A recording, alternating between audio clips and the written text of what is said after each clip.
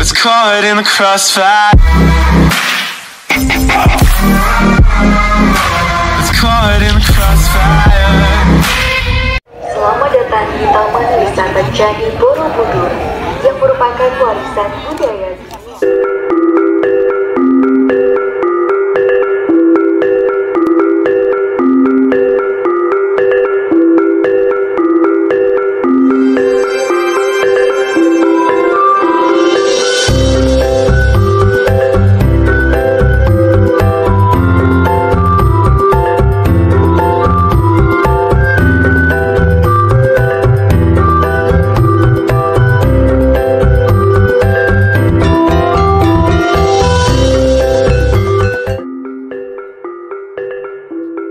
Nah, kali ini kita akan bersama Mbak Niken ya guys, pemandu wisata yang akan menjelaskan semuanya yang ada di dalam semua candi ini. Oke, seperti yang ada di tas ya, ini lagi menjelaskan kenapa kita nggak boleh pakai sendal dan kita dibeli sendal alas. Oke. Nah, diharapkan di kehidupannya dia akan berlimpah dengan kendaraan. Begitu juga dengan para tamu yang menerima sandal ini, diharapkan juga akan berlimpah dengan kendaraan ya. Kemudian alasan yang lainnya kenapa kok kita harus pakai sandal ini, karena lantai dari batu candinya sendiri ini sudah mulai terkikis. Nah, kenapa kok bisa terkikis? Karena dulu ketika kita naik itu kan pakai sandal atau sepatu dari luar, itu ternyata sudah membawa pasir. Nah, bergesekan dengan batunya lama-lama terkikis. Nah, ini adalah upaya untuk meminimalisir pengikisan batu candi seperti itu ya. Jadi kalau ditambah dengan banyaknya pengunjung yang naik ke atas candi tadi, kalau pas rame-ramenya kan penuh sekali, lah itu sangat cepat sekali penurunannya. Mbak, maaf mau nanya nih, kita dapat yang kain yang kotak-kotak gitu sih? Batik ya? Iya, batik. Dulu pernah. Pas mbaknya kesini pakai? Enggak. Jadi dulu itu kan ada namanya batik yang warna biru itu. Hitam ya, kalau nggak salah ya. Biru. Oh, biru. Biru tua. Oh. Nah, jadi dalam pelaksanaannya banyak yang terbawa pulang. Oh. Jadi sekarang di taman ini ada berbagai macam fasilitas. Contohnya itu bangunan sebelah kiri ada Hotel Manohara, tapi bukan miliknya Manohara yang artis. Kenapa kok dinamakan Manohara? Karena di Borobudur itu ada relief tentang Putri Manohara. Itu cerita cinta pertama kali beda dimensi antara seorang bidadari dengan seorang pangeran yang merupakan manusia biasa. Wih, mirip ceritanya dengan Jaka Tarub. oh, Pernah dengar Jaka Tarub? Iya. Ketika mandi itu kan selendangnya diambil itu ya. Nah, tapi beda di ending. Kalau yang Jaka Tarub itu kan sad ending karena dia ketahuan mengambil selendangnya, akhirnya ditinggal lagi ke kahyangan. Kalau yang Manohara itu happy ending. Akhirnya hidup bahagia samanya seperti itu. Nah, ini harus naik ke stupa. Itu lama-lama batunya terkikis. Itu yang pertama. Yang kedua ada yang jatuh karena di belakang itu nggak ada temboknya. Nah, yang ketiga cukup fatal. Jadi ada ibu-ibu pengen sentuh bawa anak kecil. Nah, anak kecilnya itu kepalanya masuk ke dalam lubang. Bisa masuk, nggak bisa keluar. Akhirnya harus diangkat setupanya. Nah, semenjak saat itu sudah tidak diperbolehkan lagi untuk menyentuh batu Buddha yang ada di dalam stupa karena itu cuma mitos saja. Awal mulanya mitos itu dulu tahun 1985 itu kan ada teroris, dia taruh bom di dalam stupa. Itu jumlahnya ada 9, ditaruh satu-satu, yang 8 meledak, yang 1 tidak. Nah, yang tidak itu yang akhirnya dikeramatkan. Awal mulanya dari situ. Nah, dipasang 8 kan, yang 8 meledak. Ternyata di antara 8 itu ada 2 yang rusaknya terlalu parah. Maka nanti kalau kita ke atas ada 2 buah stupa yang terlihat atasnya itu, karena itu rusaknya terlalu parah. Nah, sebelum kita lanjut ke sana, ada yang mau beli minuman dulu atau ke toilet dulu? Aman? Aman, lanjut. Nah, kemudian di dalam taman ini ada 2 museum. Nanti kalau misalnya mau mampir boleh silahkan. Ada museum Borobudur atau museum batu, kemudian ada museum kapal. Nah, kalau museum kapal di dalamnya ada 1 buah kapal besar yang dulu pernah berlayar sampai ke Madagaskar membawa rempah-rempah. Nah, itu ada film 3D-nya. Kalau mau lihat itu kayaknya 25.000 per orang. Kemudian satu lagi Museum Borobudur atau Museum Batu. Di dalamnya itu ada batu-batu sisa yang belum ditemukan pasangannya, jadi masih diteliti sampai sekarang. Nanti kalau sudah ketemu pasangannya, lah dikembalikan lagi ke atas candi. Tapi menurut para arkeolog yang meneliti batunya, dalam 1 tahun bisa mengembalikan 1 batu saja itu sudah sangat bagus. Jadi memang tidak boleh sembarangan. Kira-kira di sini ya itu nggak boleh. Memang harus pasnya di situ ya, dipasang di situ. Kalau bukan ya bukan. Iya begitu ya.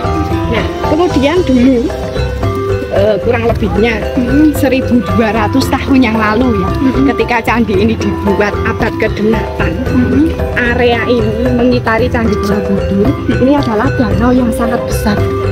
Di tempat kita berjalan ini danau. Danaunya dikelilingi oleh gunung-gunung yang sangat tinggi.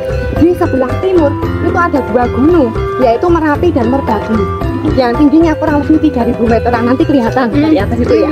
Kemudian sebelah utara dan barat ada Gunung Sumbing dan Sindoro, kurang lebih tingginya juga sama 3000 meter. Di sebelah selatan itu memanjang pegunungan Menoreh. Di tengahnya danau. Nah di tengah danau itu ada bukit kecil ini.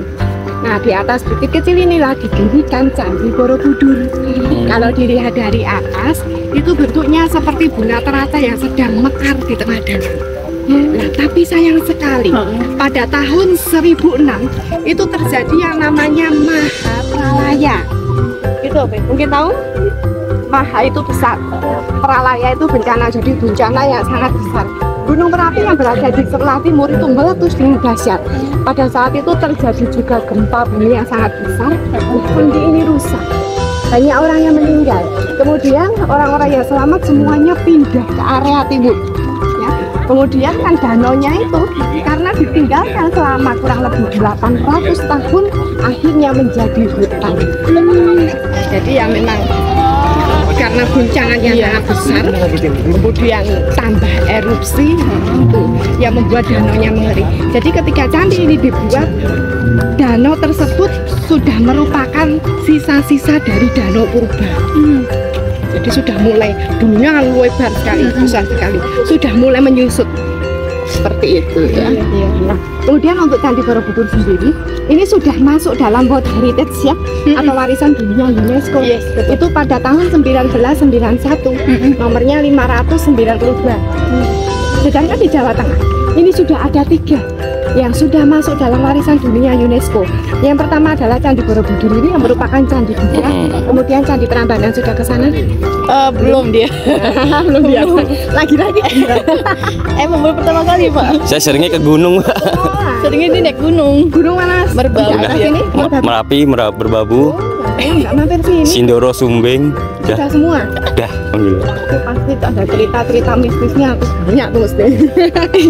Naik gunungnya. Nah, kemudian satu lagi yang sudah masuk dalam warisan dunia UNESCO, tapi bukan candi. Jadi situs fosil manusia purba. Yang namanya adalah Sangiran. Dulu kan di pelajaran ada Dilopithecantropus erectus. Solo itu di Solo sana, di Seragen. Jadi cuma tulang-tulang saja. Tapi memang yang ke sana para pelajar biasanya untuk studi kayu. Ya betul. Kalau yang umum ya kurang. Oh iya benar. Kurang suka sejarah. Kalau ini sih masih ya ada bangunannya. Kalau tulang-tulang lah itu kalau nggak minat khusus biasanya nggak ke sana. Kalau ini jalur apa nih Mbak? Atau kursi roda. Dari sini kan nggak mungkin. Iya. Makanya lewat sini. Ya agak muter dikit sih. Kalau kita kan nanti langsung ke sini. Dulu kalau nggak ada nih jalur-jalur ini. Nah itu kan yang bawa stroller kan repot. Iya. Atau yang bawa kursi roda kan repot. Nah ini kita naik tangganya kurang lebih ya 61 sampai pelataran. 61 tangga. Kalau sampai puncak 150. 150. Boleh silahkan. 150 sampai puncak. Cukup tekle. Loh, biasanya naik gunung kok. Iya, Mbak. Apa-apanya loh ini.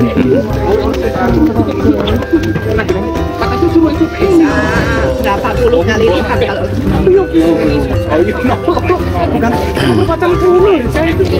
Ini udah berapa tahun ya Mbak?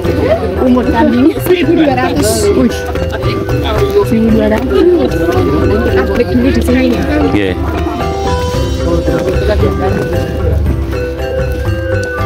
Buah mojo. Karena buah maja itu rasanya pahit, dinamakan Majapahit. Tapi sebenarnya ada dua jenis, ada yang pahit, ada yang manis. Nah kalau yang pahit itu tidak bisa digunakan untuk pembuatan pupuk cair atau pestisida. Kalau yang manis bisa dimakan. Ini termasuk ya, pahit ya. Karena masih utuh. Itu ya. Dan itu kulitnya itu cukup keras. Dalamnya kayak jambu apa? Jambu yang ini yang keras. Oh yang keras. Jambu biji. Kalau yang sebelahnya ini ada pohon yang bentuk daunnya kayak love. Itu adalah bodi di pohon bodi. Kenapa kok ditanam di sini? Karena ini ada hubungannya. Jadi Siddhartha Gautama atau orang yang mengajarkan ajaran Buddha pernah bertapa di bawah pohon bodi selama 6 tahun. Nah tapi bukan pohon yang ini ya. Ini kan baru usia yang mungkin 100 tahunan, ada apa enggak ya, kurang lebihnya segitu. Kalau cerita Siddhartha Gautama sendiri adalah tahun 624 sebelum Masehi. Jadi kenapa ditanam di sini? Karena ada hubungannya kan. Itu bentuknya nanti kayak stupa yang ada di atas. Daunnya itu. Oke, kita lanjut lagi, sudah nggak ngekos lagi.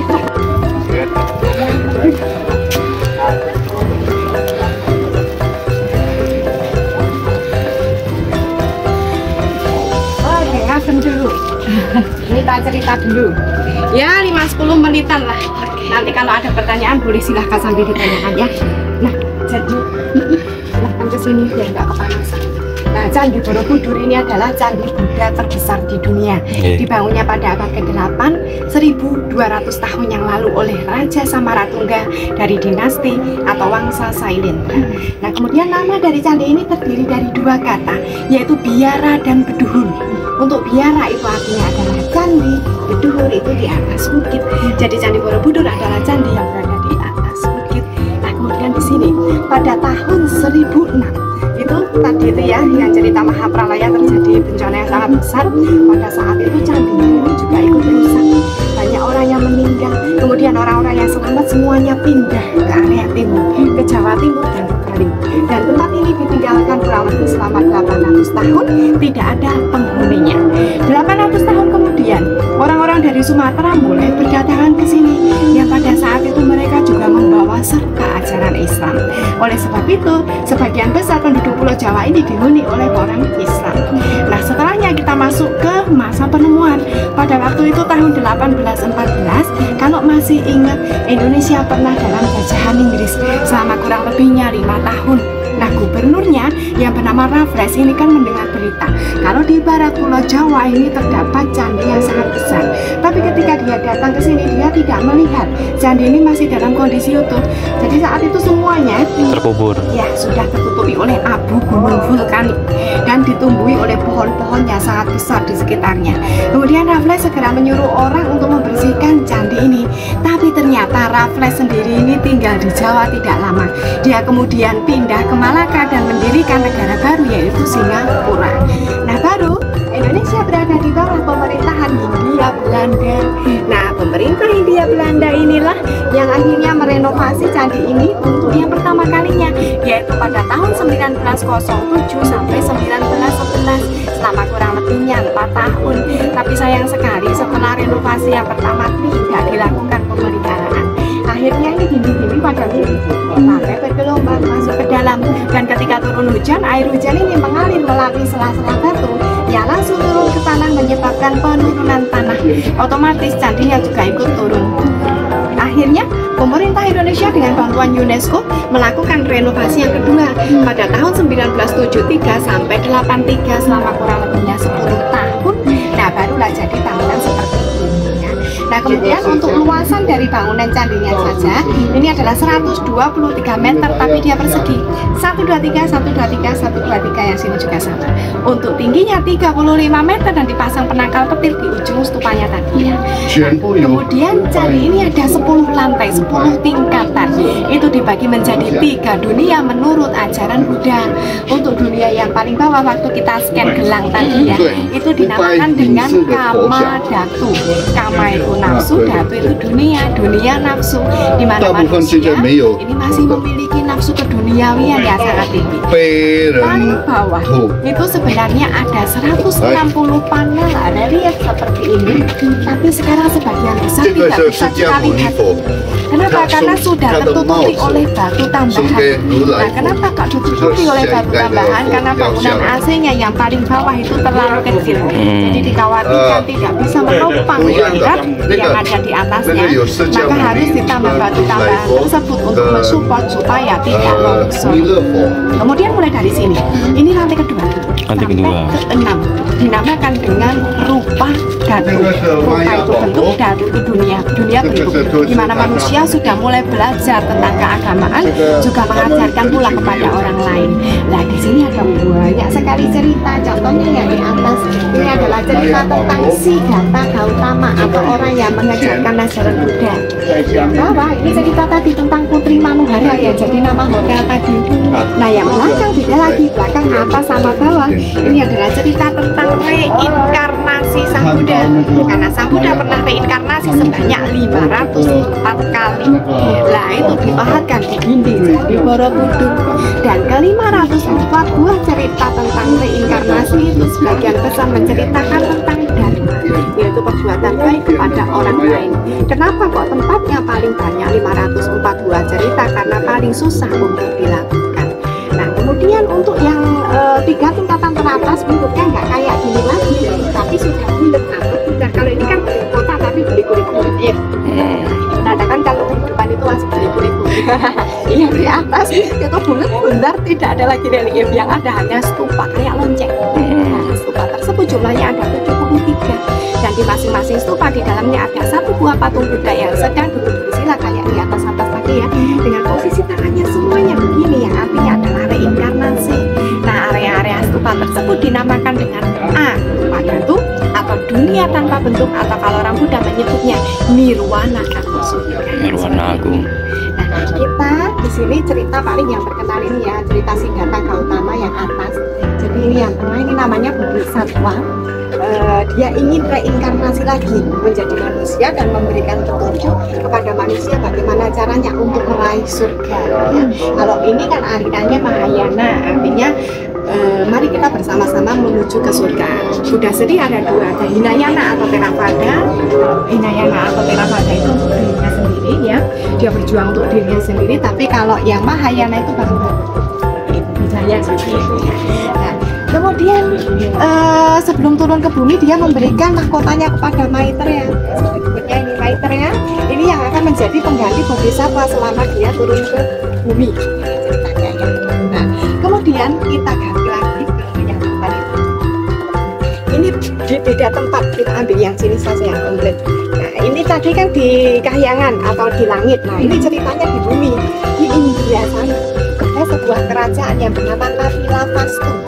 Seorang raja yang bernama Raja Suddhodana dengan istrinya Ratu Maya. Ceritanya mereka sudah menikah 20 tahun tapi tidak punya anak. Kemudian nanti lanjutannya di sebelah sana, sebelumnya akan saya ceritakan yang belakang ini satu aja lah. Banyak guys ya. Banyak-banyak sampai nanti sore nggak selesai. Tadi kan Siddhartha Gautama atau Bodhisattva ini kan lahir atau reinkarnasi 504 kali. Nah, salah satunya menjadi seekor ini. Suatu hari ada seorang pengemis ini merasa sangat kelaparan. Akhirnya dia bertemu dengan berang-berang. Karena berang-berang makannya ikan, maka dia memberikan ikan. Kemudian bertemu lagi dengan monyet, dia makannya pisang kan, kemudian memberikan pisang. Kemudian bertemu lagi dengan yang sini, yang itu kelinci yang di sini, yang agak besar kepalanya, dia makannya kan daging. Nah, dia memberikan daging. Nah, bertemu dengan kelinci makannya apa? Ya, betul. Banyak yang menjawab ya. Kalau wortel nanti yang apa namanya kena kelinci rugi. Mahal soalnya wortelnya. Nah, jadi kelinci kan makannya rumput, kan nggak mungkin kasih rumput ke orang ini. Akhirnya si kelinci mencari kayu bakar, menyalakan api, kemudian kelincinya bilang kepada pengemisnya, makanlah daging saya. Akhirnya dia loncat ke dalam api. Nah, karena si kelinci ini melakukan banyak sekali kebaikan, akhirnya reinkarnasi dia menjadi Siddhartha Gautama yang ceritanya ada di sini. Seperti itu ya. Kita lanjutkan di sini ya. Akhirnya punya anak. Ya, ya, ya, tapi kok saya Endingnya iya. Nah, ini ketika pagi menjelang, Rama yang pergi ke sebuah taman yang bernama Taman Asoka, dia bertemu dengan suaminya. Yang menceritakan tentang mimpinya tersebut. Kalau zaman dahulu ya masih percaya dengan adanya mimpi-mimpi seperti itu ya. Terus penasaran dengan artinya, maka raja pun tidak mengetahui arti dari mimpi tersebut. Dia memanggil Rama. Ramanya ada. Nah, Ramanya mengatakan kalau saat ini di dalam rahim Ratu Maya itu ada sesosok yang nantinya akan menjadi pemimpin dunia. Maka sangat senang sekali. Akhirnya sang raja memberikan banyak hadiah kepada Rama sebagai ucapan terima kasih.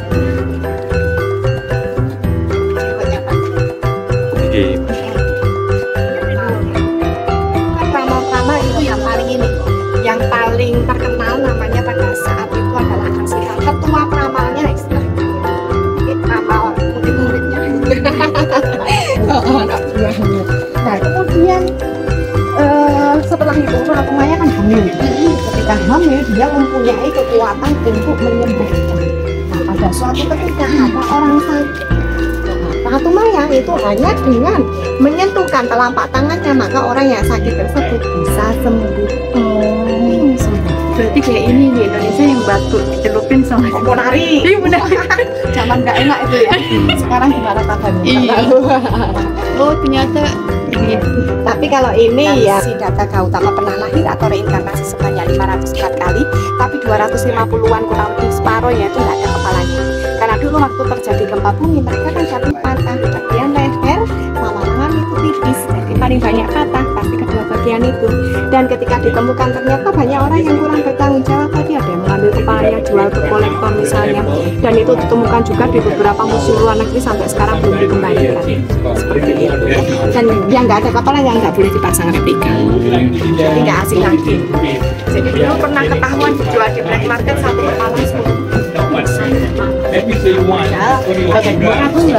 kepala guys. Ke 9 bulan sudah waktunya untuk melahirkan. Pada waktu itu ada yang namanya tradisi mudik untuk melahirkan. Nah, dalam perjalanan ternyata Ratu Maya ini merasa sangat capek. Akhirnya dia memutuskan untuk istirahat sebentar di sebuah taman yang namanya Taman Lumbini. Di situ nanti kita akan ceritanya. Nah, jadi di Taman Lumbini itu tiba-tiba Ratu Maya merasa seperti ingin melahirkan dengan berpegangan ranting dari sebuah pohon dengan posisi berdiri. Bayinya itu lahir.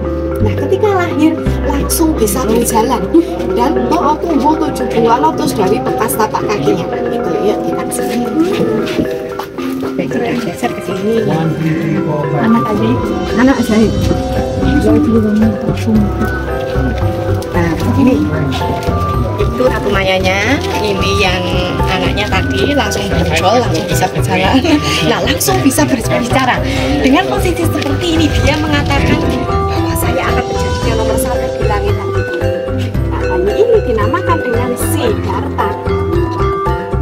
Nah, 1 minggu setelahnya ternyata Ratu Maya itu meninggal dan digantikan oleh adiknya yang bernama Gautami untuk mengasuh anak tersebut. Kita singkat cerita sambil jalan ke arah sana ya. Oke. Nah, di usia 16 tahun Siddhartha Gautama itu menikah dengan seorang putri yang bernama Upaya dan mempunyai seorang anak yang bernama Rahul. Jadi kalau ada film India ada nama Rahul kan, itu awal mulanya dari situ. Itu tadi namanya Rahul tadi ya. Nah, kemudian Anjani itu belum. Nah, kemudian Siddhartha Gautama itu suatu ketika keluar dari istana. dia ingin jalan-jalan ke sebuah desa. Nah, tapi dalam perjalanan proses dia keluar dari istana, dia melihat 4 sosok yang akhirnya 4 sosok itulah yang menyadarkan tentang arti kehidupan. Yang pertama dia melihat kelahiran, ya kelahiran itu dia tidak pernah menyaksikan di istana. Kemudian orang sakit, kemudian orang mati, kemudian busuk. Keempat dia ini tidak pernah dia lihat di istana, karena di istana kan cuma ada kesenangan. Jadi dia tidak melihat, tidak pernah melihat hal-hal. Setelah melihat hal itu, dia merasakan ternyata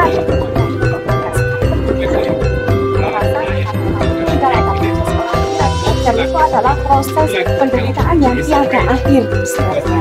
Nah, untuk mencari jawaban, aplikasi kata utama memutuskan untuk pergi dari istana. Diam-diam pada suatu malam menuju ke hutan. Nah, di bawah pohon kodia, tadi pohonnya itu ya yang jenisnya kayak gitu, dia memutuskan untuk bermeditasi kurang lebihnya selama 6 tahun. Dan akhirnya menjadi bodhisattva. Nah, ketika menjadi bodhisattva itu tentunya dia akan mengajarkan ajaran Buddha.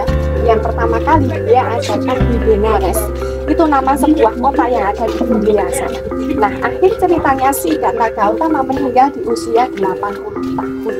Itu adalah akhir ceritanya. Nah, ini kita belum dapat separuh masih di sana. Cerita yang lain tadi, waktu pembangunan candi ini diperlukan waktu kurang lebih selama 60 sampai 65 tahun, 3 generasi baru selesai. Jadi yang membuat candi ini pertama kali namanya adalah Raja Indra, dia yang punya ide. Tapi karena saking besarnya candi kan tidak mungkin selesai di era dia. Akhirnya diteruskan oleh putranya yang bernama Raja Samaratungga. Nah, karena Raja Samaratungga ini yang meresmikan, maka dikenallah kalau yang membuat candi ini adalah Raja Samaratungga. Itu pun belum selesai, diteruskan lagi oleh putrinya yang bernama Dyah Pramudyawardhani. Nah, selesai di Dyah ini. Pada saat pemerintahan Dyah itu sudah terjadi pernikahan politik. Dia menikah dengan Rakai Pikatan yang dari Prambanan. Rakai Pikatan mendirikan Candi Prambanan, Dyah Pramudyawardhani menyelesaikan candi. Seperti itu ceritanya. Jadi ada keterkaitan. Karena dulu ada persaingan yang namanya Hindu-Buddha. Ya, karena ada pernikahan politik tersebut, mereka akhirnya jadi harmoni. Seperti itu. Sudah ada pernikahan politik sejak zaman dahulu. Nah, kita lihat di sini ada titik-titik putih di antara batu di tengah-tengah. Oh iya, ini emang sengaja. Ya, sengaja. Oh, sengaja. Ini adalah tanda dari batu baru. Untuk batu baru, tidak boleh dipahat, harus dikosongkan seperti ini. Oh, Dan tidak boleh melebihi 30% dari batu lama. Jadi ada reliefnya, ini asli 1200 tahun yang lalu. Tapi ini baru ketika renovasi baru ditambahkan. Oh, yang baru-baru ditambahin yang putih ini loh, Mbak. Karena batu sendiri ini tidak bisa diperkirakan usianya. Dia mungkin 10 tahun, 20 tahun oke lah. Tapi kalau sudah ratusan tahun, Iya, ngikis ya. ya kalau misalnya bisa-bisa dianggap sama seperti itu. Kalau nggak dikasih tanda Tanda ya. boleh dipahat. Nah itu nanti rancu ya, tahunan apa ratusan tahun itu akan rancu. Karena tadi itu tidak bisa diperkirakan usianya. Kalau misalnya arang atau kayu itu bisa diujikan. Nah, kemudian jenisnya ini adalah batu andesit ya, atau batu gunung berapi. Dia punya ciri-ciri banyak pori-pori sehingga mudah untuk dipahat. Karena mudah untuk dipahat, mudah untuk pecah atau rusak. Kemudian menggunakan sistem interlocking untuk menyatukan batunya sendiri. Kalau kita ini nggak ada yang sama, beda-beda. Ini dia saling mengunci, interlocking namanya. Dan dulu memang belum ada pabrik semen, belum ada pabrik lem juga. Nah, waktu renovasi, walaupun kita sudah mengenal semen, tetap tidak menggunakan semen. Kenapa? Karena ini daerah gempa. Kalau menggunakan semen itu, kalau ada gempa akan kalah salah satu. Kalau nggak semennya yang patah, ya batunya yang akan patah. Jadi tergantung kuat mana campurannya. Mungkin pernah dengar ada yang ini, oh itu bangun candi pakai putih telur. Pernah dengar? Ya, pernah. Aku pernah. Itu hoax. Coba bayangkan kalau pakai putih telur berapa banyak ayam ya? iya. Oh iya, habis itu nanti dikerubutin semut. Ada juga pernah loh, Mbak. Perkati tanah. Pernah dengar aku juga. Perekat tanah. Ada di beberapa candi mungkin. Tapi kalau di sini enggak. Tapi Sistem kunci ya kayaknya. Pakai pakai batu kuncian. Tapi ketika renovasi pernah menggunakan bukan tanah tapi batu digerus, dihaluskan. Itu dicampur dengan lem. Kalau di sini kurang ada, nanti di atas mungkin ada. Nah, kalau di sini pakai kayak ini. Nah, interlocking. Kebetulan lewat sini kelihatan. Tapi yang di atas itu yang ada namanya batu digerus terus dikasih lem. Interlocking. Kita lanjut lihat batu ini. Di sini kenapa nggak boleh menggunakan drone, Mbak? Kalau di negara kita, Mas, mungkin sih masih ini ya, apa namanya, untuk ambil video atau foto. Tapi kalau itu luar negeri berbahaya, Mas. Bisa untuk membawa ini apa bahan peledak gitu kan, untuk perang-perang itu kan sudah pakai drone sekarang. Kita aja yang belum. Iya.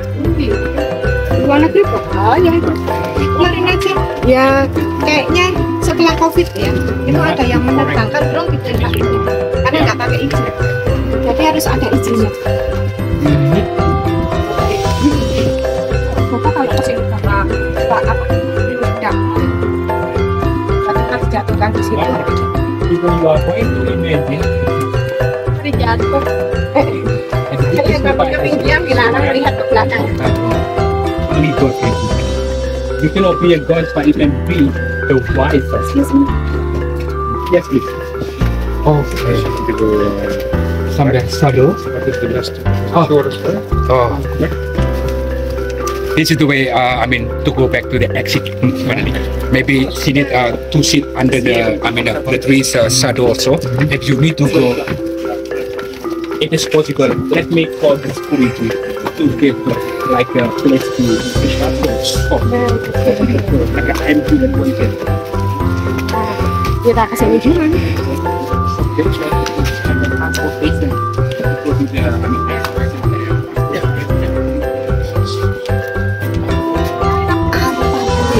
Di sini sudah tidak ada lagi relief kayak tadi. Yang ada hanya stupa kayak bonceng ini. Jumlahnya ada 73, dari bawah 32 bulan. Kemudian atas lagi 24, yang kotak itu 16, yang paling besar 1. Jadi total ada 73. Dan ini masing-masing di dalam apa namanya stupa ada patung budanya satu-satu. Iya. Nanti bisa dilihat kayak yang di sebelah sana ada yang terbuka ya. Nah kemudian di sini kalau kita perhatikan itu ada 2 jenis lubang. Diamond belah ketupat, yang atas itu kotak. Ya belah ketupat atau diamond artinya dalam proses meditasi dia masih tidak stabil. Kemudian yang kotak itu sudah stabil. Yang paling atas tidak ada lubangnya, yang artinya adalah sempurna. Nah kemudian tadi itu yang mitos-mitos itu ya itu sudah tidak diperbolehkan lagi. Oh, udah nggak ini ya? Ini masih kalau ada beberapa orang yang apa namanya tanya-tanya, itu sih dijaga oleh security sebelah sana. Kalau enggak ya orang bisa nyuri kesempatan maksudnya. Nah kemudian itu yang paling besar, tidak ada patung budanya di dalam karena dia adalah simbol dari kesempurnaan. Jadi dalamnya itu kosong, cuma ruangan saja. Nah dan mana bisa tahu kalau itu cuma ruangan? Ketika renovasi kan dibongkar semua, ini ketahuan kan sih. Seperti itu ya. Nah kemudian di sini kita kasih waktu bebas kurang lebih 10-15 menit, silahkan foto-foto. Kemudian yang paling penting tidak duduk-duduk di stupa, tidak memanjat stupa, tidak memasukkan tangan ke dalam stupa. Untuk titik temu saya tunggu di sini, ini arah barat.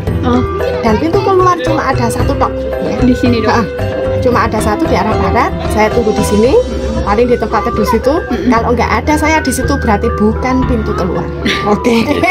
Silahkan ambil foto-foto dulu. Naik sampai ke atas itu boleh. Tapi kalau yang paling atas nanti ada tanda hijau. Itu nggak boleh lagi karena di atas itu cuma untuk berdoa. Kan dulu ternyata dulu itu kan bisu-bisu di sini-sini dia duduk berdoa. Yang di paling atas itu orang bergelantungan pada manja-manja kan kayaknya kurang sopan. Terus akhirnya dibuatkan tempat khusus di paling atas itu untuk mereka berdoa, tapi harus ada izin khusus. Nanti dari tengah situ kelihatan ya. Jadi cuma sampai lantai 1, 2 di lantai 2 itu yang boleh. Silakan foto-foto, nanti lihat pemandangan seperti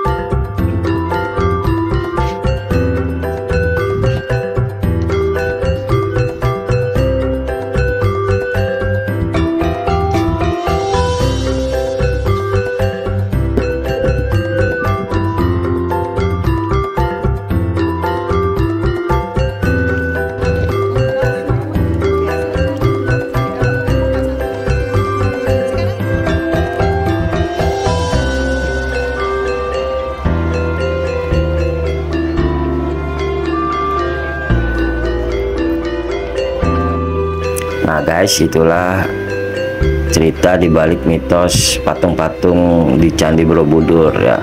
Waktunya kita pulang dan ikuti petualangan saya selanjutnya, oke?